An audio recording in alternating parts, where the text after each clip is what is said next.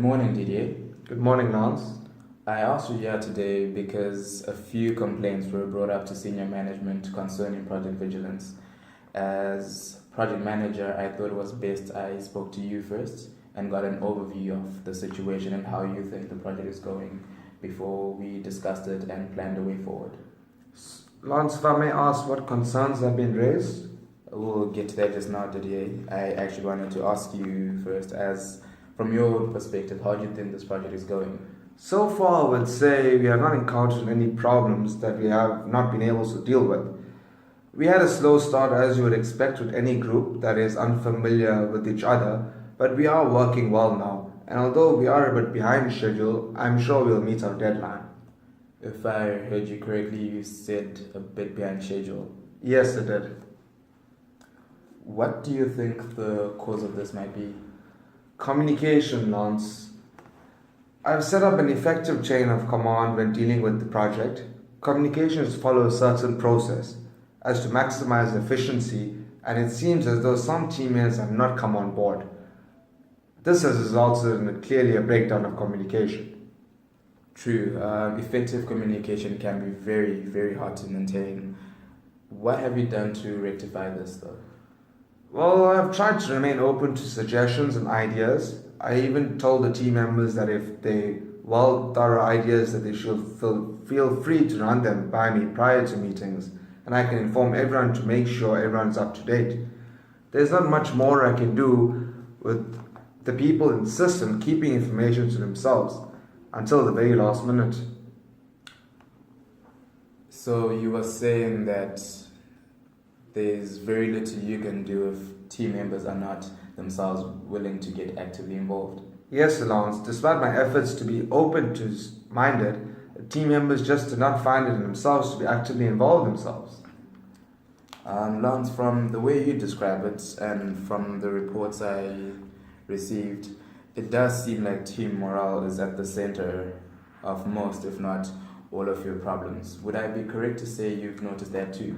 Not necessarily. Synchronizing a project from different parts of the world will always be difficult. Synergy will always be hard to maintain. So I think that the center of the problem, if there is one, is different backgrounds amongst the team members. The former Valmed employees have not been able to work with the former FarmCo employees, and vice versa. What have you done in an attempt to build cohesiveness? Well, I tried to have a team building workshop in an attempt to address just specifically that. For reasons out of my control, I had to cancel and the team never got a chance to learn and figure out how best to work together. I'm actually glad you brought that up. I have it here that when you cancelled the workshop, it was without warning, and you told your team it was a decision that came from myself or the deputy director. Didier, I spoke to Francine, and I'm confident that neither of us gave you this directive. No, you did not. As I mentioned earlier, it was beyond my control and do not want the team to think that I am not organized. I told them what I thought it will help. Let them move on. I get that, but in hindsight, Didier, do you think that lying to your team was the best way to get them to trust you? No, I do not. Would it not also then be plausible that the trust, well, lack of trust rather, is what can be causing some of the tension in your team? To some extent it has. However, I think tension in a team is inevitable because, especially when one considers the terms under which the merger occurred. You are right, actually. The terms under which the merger occurred did not really scream equality. So since it's something you have noticed, do you not think that we should then work extra hard to make sure the South Africans feel like they're welcome aboard this ship as much as everyone else? Yes, I think we should. May I ask you, what are your lines of communication with your team members? Well, team members have to communicate with my global user and it leads before information is spread to the rest of the team so that the same message is given to all members for consistency. Also, we have weekly teleconferences as which everyone gets to voice opinions and hear what progress has been made and what direction we are heading towards. And these weekly telecommunications conferences, is it true that you often cancel them with little or no notice whatsoever? I only cancel when it is necessary, and as the team do not know everything, I know they can never see how tough but necessary the decisions I make are. If I heard you right, the team is not in possession of all the information that you have, and the only way you get to talk to them directly and tell them is through these teleconferences, which you often cancel. Can you see how might that lead to a problem that has an impact on the progression of Project Vigilance? Yes, I do.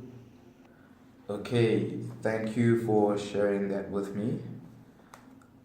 I have factored in everything you said and that what which was said by others, and I feel like there's a few urgent matters that need addressing right now, and that will be the trust between you and your team members, participation and morale, and how to get back on track with the deadline, as I feel that if some things are not changed as of now, you will not be able to meet it.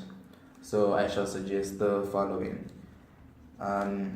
The way your meetings have been handled, I would like you to attempt to build a safer space for everyone to contribute their ideas, and that will be starting at your next meeting.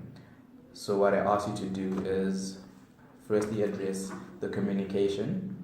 You have Lungelo, who's your head of communication. That is a specialty. There's an idea he ran by you, and I feel like you need to go back at it and check its merits against the current chain of command you said you have right now. Okay. If you're going to deny it on a strictly merit basis, but make sure you manage to consider everything he has to say, as this is a specialty, and find a way in which messages can be transferred from one person to the other in a quicker way, as currently it's taking way too long to get messages to every member of the team. Also, I feel like you should give people more of a chance to speak up at meetings, and decisions should not be made so central. Rather, you should take in information from everyone, and when you've got all that available information, you then make a decision that is based for the team as a team. Surely not everyone will agree every single time, but I feel like by the end of the day, whatever you and your team decide on, most of the people, the majority of the team, even if they had other ideas in mind, should be able to support the idea going forward. And that would mean them having all the information available that you have. As you said, they're really old to not know what you have, and it's best that you put it in their laps as well. They should know what is going on. That means you be more open with them, and in turn that will build more trust.